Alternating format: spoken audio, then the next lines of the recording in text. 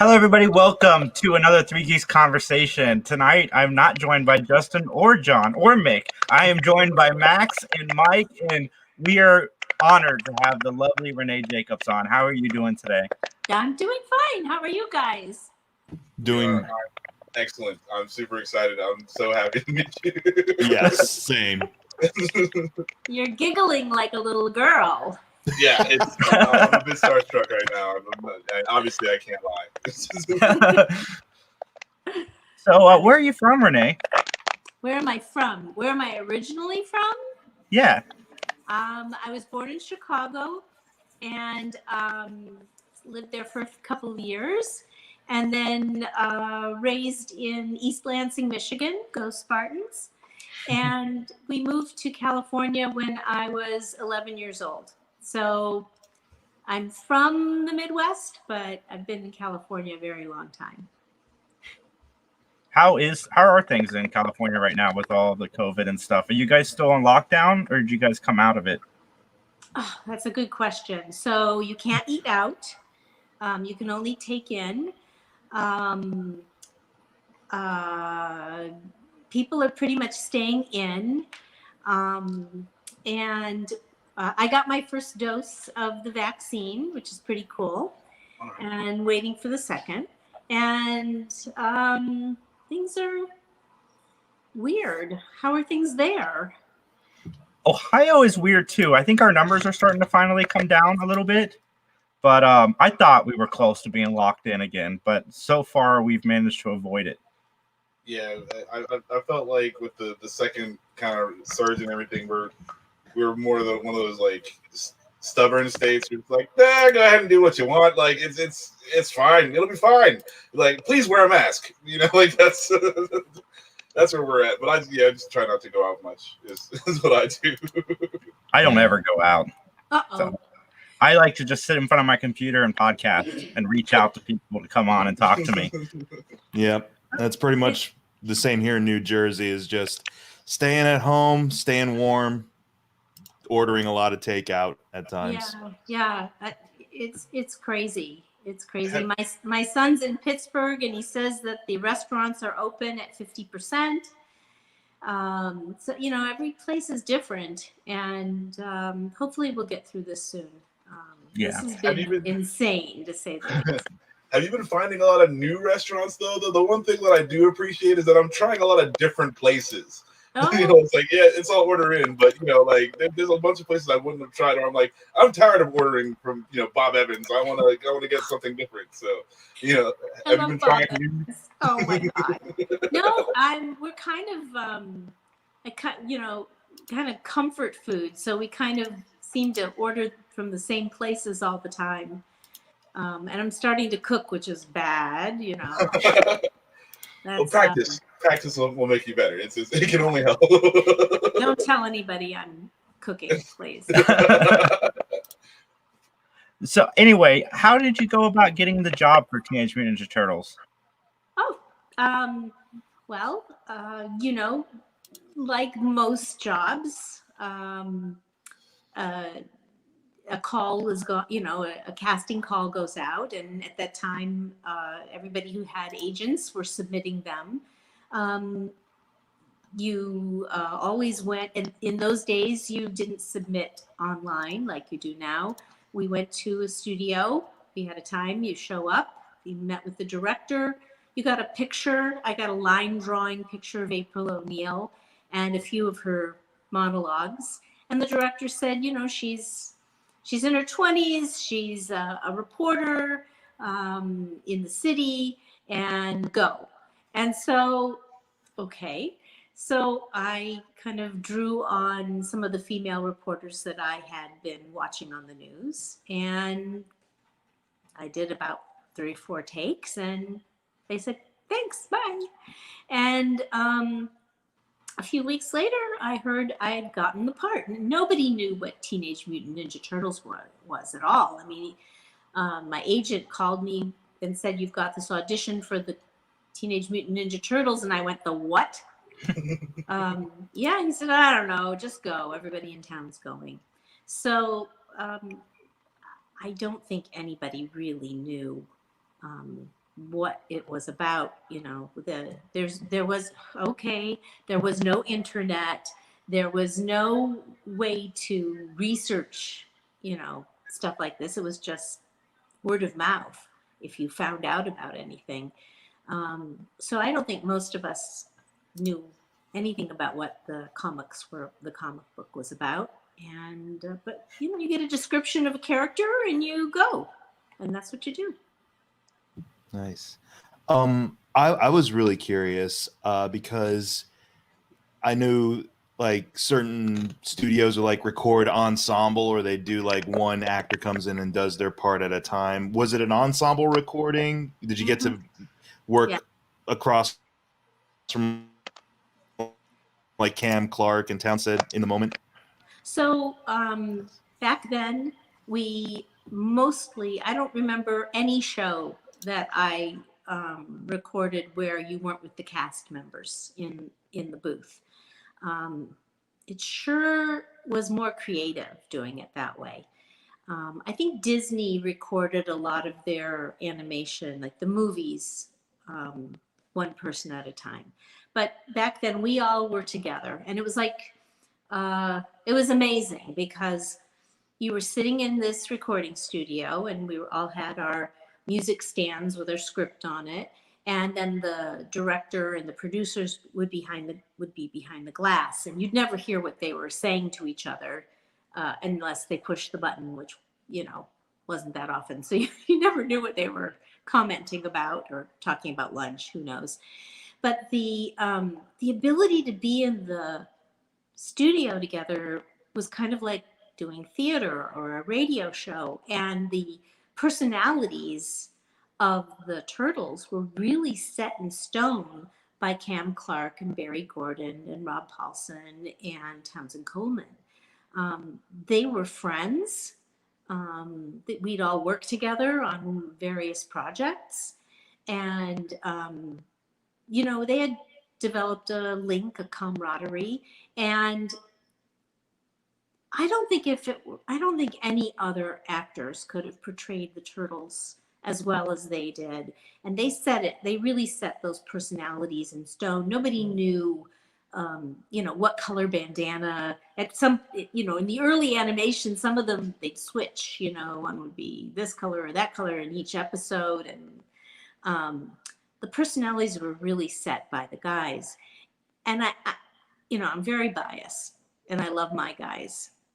But in all the Ninja Turtle other iterations, I find it hard to tell the difference between one turtle and the next sometimes, especially in the movies. They all sound like Michelangelo to me, which, so the only way you identify them is through their weapons and their bandanas.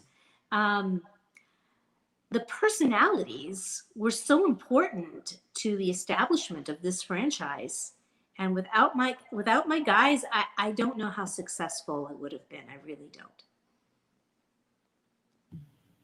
I feel like April plays a good central role to that too, because she's sort of the straight woman to a lot of their shenanigans. Yes. So it's like sort of like a Marx Brothers routine or an old comedy routine, and then April at times has to like roll her eyes at the ridiculousness of situations and so forth.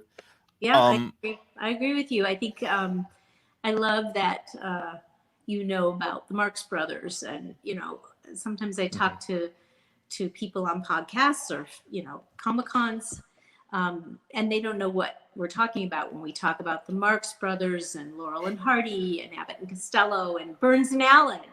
I kind of picture myself as George Burns to their Gracie Allen.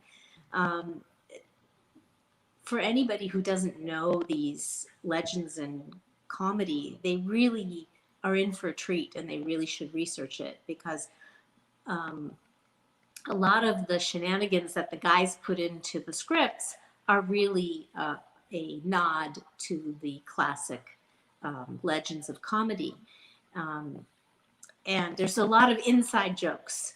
If, as a kid, you wouldn't have picked up on certain things. And then as you got older, if you really listen, you'll hear these other inside jokes. But if you know the history and the legends in early comedy, in the early movies, you'll see it. Yeah, 100%. I recently went back and watched Abbott and Costello, and maybe about a year ago, and Those guys are amazing. I can't believe how funny they are. Like, Yeah, yes, I absolutely. agree with you. Go backwards, people, and check out some of these classic comedy tropes. Even Charlie Chaplin is absolutely amazing. He can be funny and make you cry in the same scene, Amazing. just with his face. Amazing. Yeah. And, there's so many times when I'll say, who's on first? And people don't know what the heck I'm talking about. Oh, no, that's a crime. That is a And crime. it is a crime. Crime. I challenge anybody listening to this podcast who doesn't know what, quote, who's on first, end quote, is.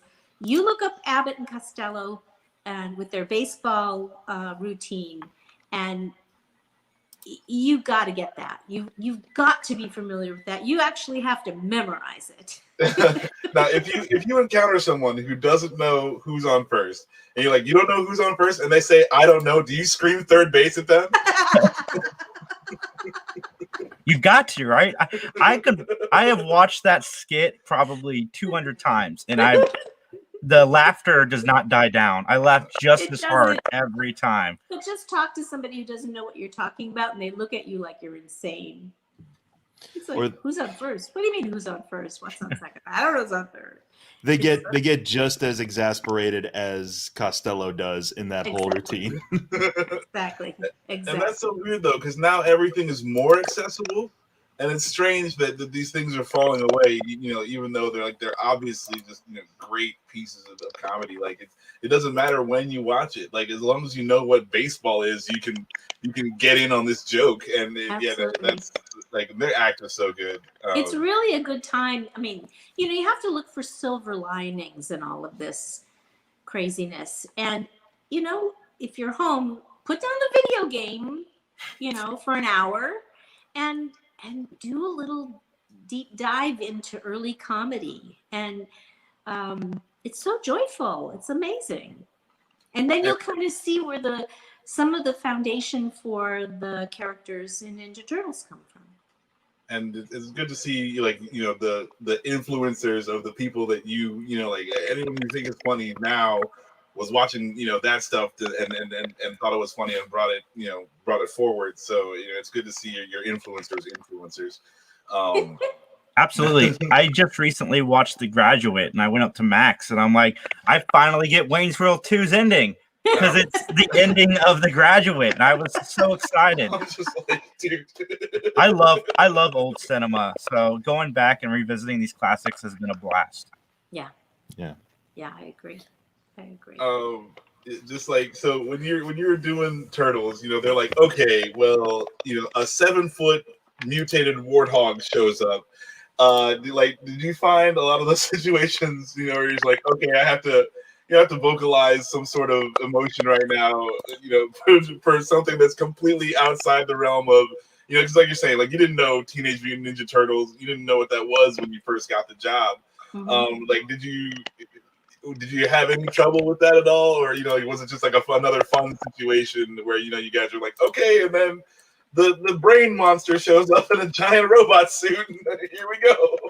So I can tell you that we all took our roles pretty seriously, in all honesty.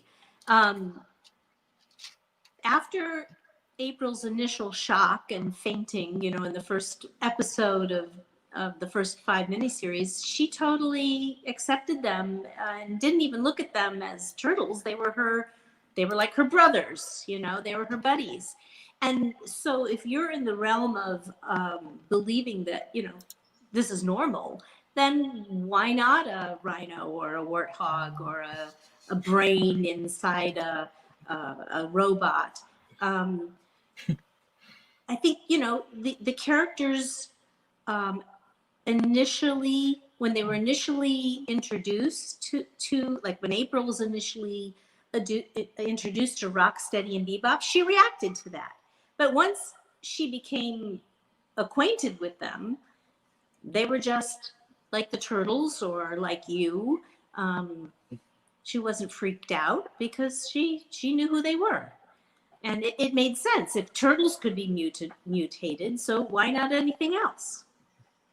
So we took it really seriously. We didn't, we related to each character as like they were real, and I guess it was normal. Yeah. I've been a fan of the show going back to when I was little, and it's one of the shows that's been a big influence on me growing up and so forth. And I'm still a fan to this day. I just picked up the latest issue of like the newest comic they did today, actually. And You talking about the still Ronin? have The Ronin? Oh, did issue 2 come out? What are you I've been talking- waiting for it to come out on Comixology because I can't find a hard copy of it. Yeah, a new good comic came out yesterday. So yeah. Yeah, Max, we already bought it. We bought it yesterday. But, Yeah, I've been waiting, Yep. but like it got pushed back and pushed back and pushed back. So you know how comics go. mm-hmm. Yep, that's the world of comics.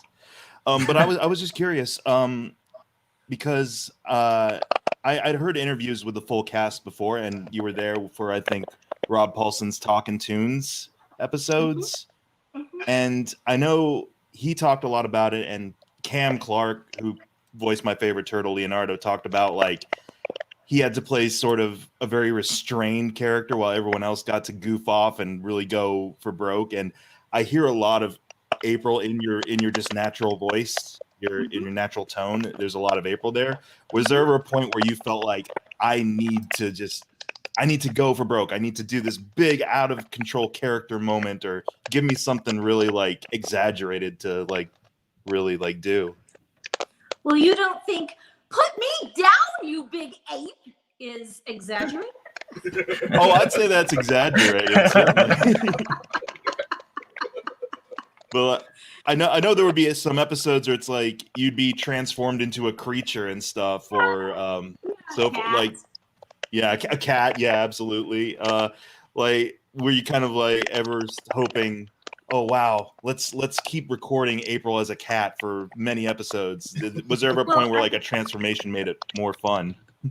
You know, I had an opportunity to play a couple of different roles. One was a character who I really loved playing. I don't know if I'd be allowed to play her now, and that was Lotus Blossom. And she only appeared like once or twice, but you know, I wish that character had come back.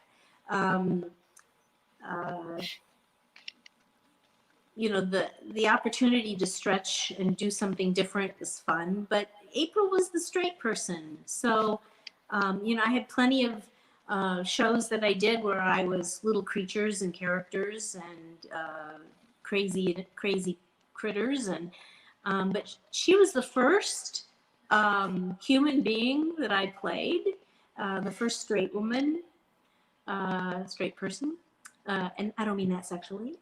I have no problem with anybody doing whatever they want. She was, you know, she was a real person. She wasn't a cat or a dog or a pixie or a, you know, a pony or something, you know, other. So you always want more, and you always want to do more characters, you know. But I was grateful. I was on every episode, every year. You know, I'll take whatever you want me to say. I'm fine. I got a question. So, what was it like working with the late great James Avery? James was amazing. He was a huge teddy bear. I don't really know how tall he was, but he was like 12 feet tall to me. I'm 4'10", and he was not just tall; he was wide.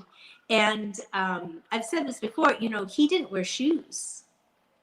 He came in barefoot, and he was a character. And he had this laugh that would just shake the studio. And so he'd be doing Shredder, and the guys would do something funny, and we'd just all break up.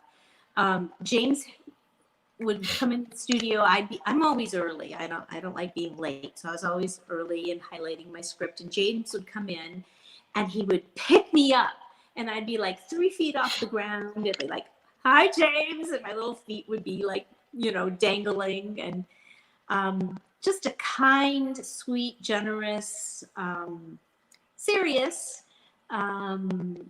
wonderful man.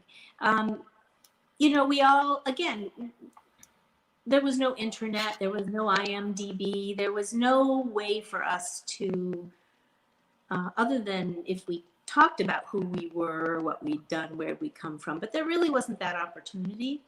So I didn't really get to know who James Avery was until he passed away. I mean, I knew, Uncle Phil and all of that, but he had this huge life. He was very much involved in the civil rights movement.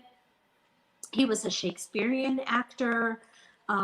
He was, and I know that he was a mentor to Will Smith. And I think he was, that virtually to so many young men who didn't have a man in their, father in their life. Brilliant man, very, very, very smart. Kind, really kind and warm and loving to me and to all the cast. You'd look at him and you'd think, oh my God, he was intimidating, And if you didn't really have the chance to know him, he did this shredder voice and he seemed very serious. But he was a big teddy bear with a huge heart. Yeah, I didn't know he was the Shredder until after he passed. Like, I had never realized. Yeah, you don't see it. Like, that's not something you think. Like, Uncle Phil? Like, no.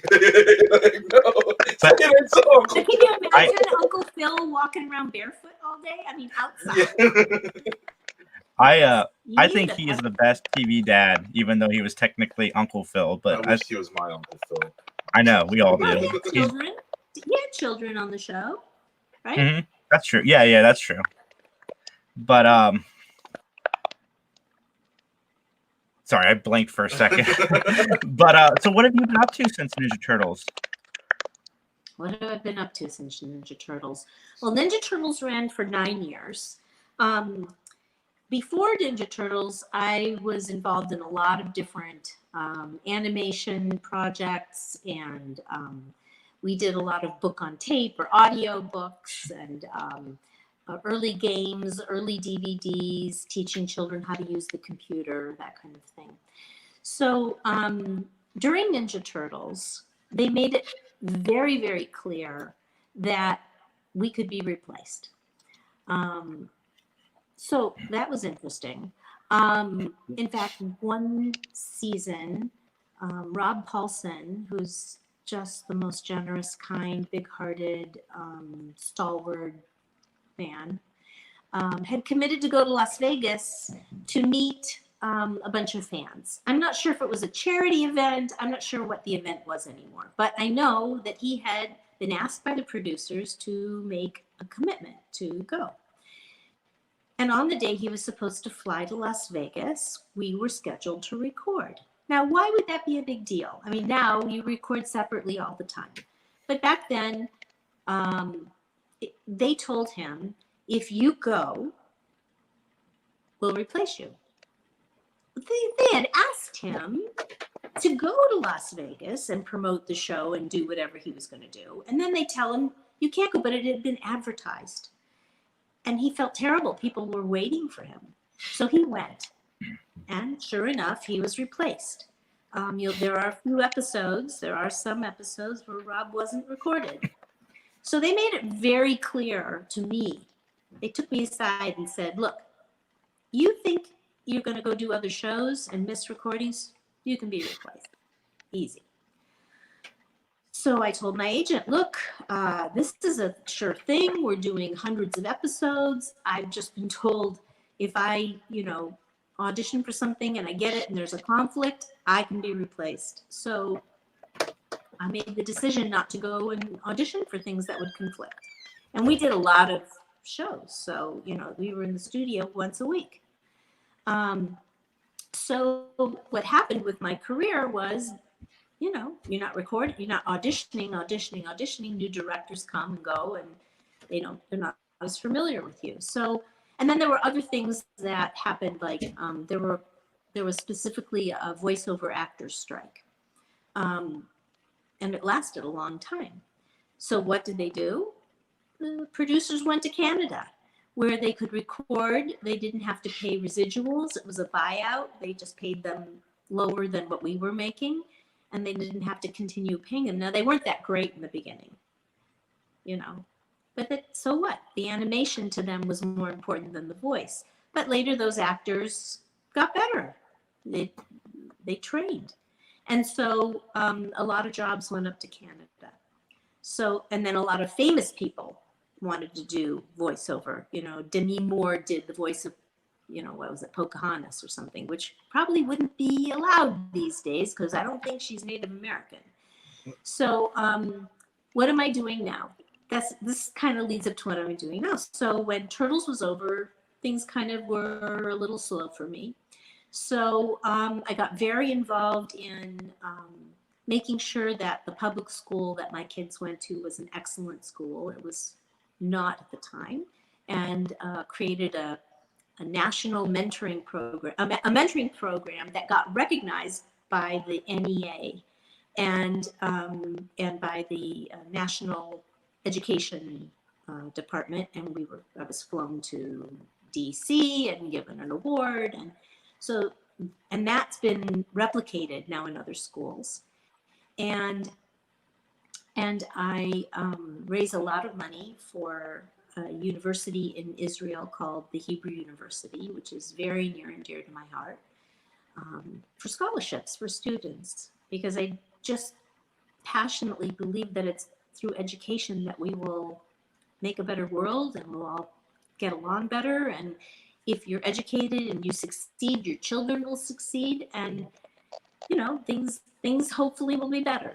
So that's what I'm doing, along with other projects. I've done a number of other things along the way. I was just involved in an amazing docudrama called Who Will Write Our Story, which is based on the Holocaust in the ghetto in, I think it was the Lodz ghetto in Poland. Jews were gathered, and then eventually the ghetto was destroyed and people were either deported or killed there. And the people who were living there realized that the Nazis were using the ghetto as propaganda. They were coming in and filming and saying, oh, the Jews they brought disease and they were, you know, all of this terrible stuff. So they decided that they would try and write their own story rather than let the Nazis define them. And they collected stories from people who were being brought from all over Europe, and they hid them under a house in these tin cartons. And the ghetto was destroyed. And after the war, only a few people returned. And one of them was the only person who knew where these histories were buried. And they were able to identify where to find them through a church tower that had been left standing. It had been completely leveled. And with that, they were able to find the house and the basement and dig them up. And from these histories, they created this documentary. So I got to read some of these letters, which was very profound. I'm a daughter of a Holocaust survivor, so it was really very profound for me to do that. So things like that, different kinds of projects. That's of course, amazing. Comic-Cons. Sorry to interrupt. Comic-Cons are so fun. So long diatribe, sorry. I miss Comic Cons, like you just said. Comic Cons is so much fun. That is crazy, though. I mean, like the whole place was leveled, and they're like, okay, well, if the church is here, then you know, like you go 4 streets and make a left, and dig here, and you can, like, that's amazing to me. Like that's just. And the only person who knew where they were buried survived. Yeah, the sole survivor. It's like, oh. Yeah, he was the only one. He knew because they wanted to be very careful that if they'd been discovered, they would have been destroyed. So yeah, it's pretty miraculous. It's an amazing movie. Wow. Adrian Brody's in it. It's a really. What was that called again? I'm sorry. Who you will were tell talking you? about Comic-Cons, and I'm really excited because there's 3 that, well, you know, we'll see if they happen. But there's 3 that I'm committed to do so far. I think people are kind of shy about making a commitment because they keep getting canceled. So I'm hoping that more and more will come on the way. There's Unicon, there's 2 fanboys, one in Orlando and one in Ohio. And then I think there's going to be a RetroCon that I'll be at. So people are just starting to put their toe back in the water as producers. I don't know financially what happened to them during this whole time. How do what's happened to all of us? So we'll see. But I'm really excited to have, 3 signed contracts that all happened in the last, week or so. And hopefully we'll all be fine and we'll be able to do this toward the end of the year and start back up again. Yeah, when you come to Columbus, we'll definitely come and say hi. Or Ohio, I mean. Yes, that'll be great. Maybe we can do, maybe the guys and we can do something just for your podcast. Oh, that would be so awesome. Yeah, reach out to our agent. I'll give you that information. Sure. And then, I can tell his name is Jeff Zanini, and he's with, I don't remember. We'll get it all. I haven't had dinner yet. So anyway, yeah, it's exciting. I get to get out there, and I'm excited about coming to Ohio. I really am. Yeah, we miss the cons. Like it is a lot of fun. I mean, I've not been a star of a super awesome, super famous cartoon like Teenage Mutant Ninja Turtles, but even getting to go as a fan, just to experience everybody and see the panels and be amongst your people is just something I do really miss. And I'm hoping. Yeah, here's hoping that everything goes smooth and we can get back out there again. Yeah, we've always done panels at Comic Cons, but right before COVID hit, I had us booked for 6 months at like all these different cons, and then COVID hit, and then we got canceled. Yeah. So that sucks. But it was really cool yesterday. I opened my email and I got a couple letters from different Comic Cons telling us they want us to do a panel. So I'm getting excited if the stuff's coming back. Fantastic! That's great. Well, maybe we'll be lucky enough to be at the same ones. Hopefully, yeah. That'd be great. It's a lot of fun. I do miss the gathering. You can suggest us. You can say, hey, the turtles are pretty cool. Why don't you invite them all? And April. Get the whole roster. Renae Jacobs. Yeah. But what was the name? Oh, sorry, Mike. Go ahead. Oh, no problem. Oh, well, go ahead. The name of the docudrama that you were talking about there, because I'd definitely be interested. It's called Who Will Write Our Story?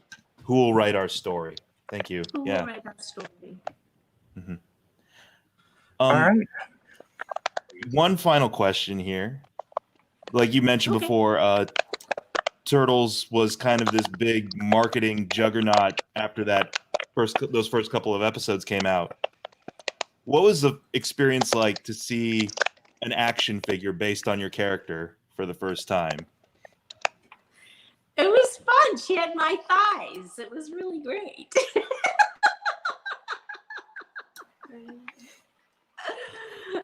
There we go. I have all the original toys in box. Unopened. Smart investment. Yeah. Retirement plan right there. Yeah, it's probably worth like $5.99 now. All that stuff is great. The Turtles toys are so good. It was fun, but what was really interesting was maybe about a year or two into Ninja Turtles, when it just started to be so popular. It was really interesting to be in the park with my daughter, and she was in a stroller. She's a couple of years old, and I look around and I realize that every child had a Ninja Turtle sweatshirt, T-shirt, shoes, hat, shorts, you name it, it was all Ninja Turtles. And I realized that if it had been my face and not my voice, I probably wouldn't have been able to go out in public. It was crazy. We were in Disneyland. We used to go to Disneyland every Sunday. We had annual passes, and it was like our thing. Nobody was wearing Mickey Mouse. It was all Ninja Turtles. Ninja Turtles are so much cooler than Mickey Mouse. Mickey Mouse doesn't stand a chance. No, Renae, I gotta say, thank you so much for coming on and joining us. I know I speak for Mike and Max. We grew up listening to your voice on TV for all 9 seasons. We probably watched Turtles for way longer than we should have as kids growing up. And I've got the Keep complete watching. series right now on DVD. So I still watch it, so yeah, it's all good. so do I, Mike. So do I. Yeah. But where can everybody find you online? Do you have any social medias? I do. I have Facebook, Renae Jacobs, Renae Jacobs. I have Instagram, which is RENAE_L_Jacobs. I'm busy. I'm not on Twitter. You know, I try to stay off that. And you know, it's a little, you know, when I started in social media, I kind of had one foot in my personal life and one foot in my fandom, and I was like, So it's a little, it's interesting. But I do post, you know, when I'm going to be at Comic-Cons and different interviews. Like I'll post this one on my Facebook, and I love to hear from fans. Sometimes I don't, you know, like with personal messages, I don't always respond. I get a lot of them, so I hope you'll forgive me.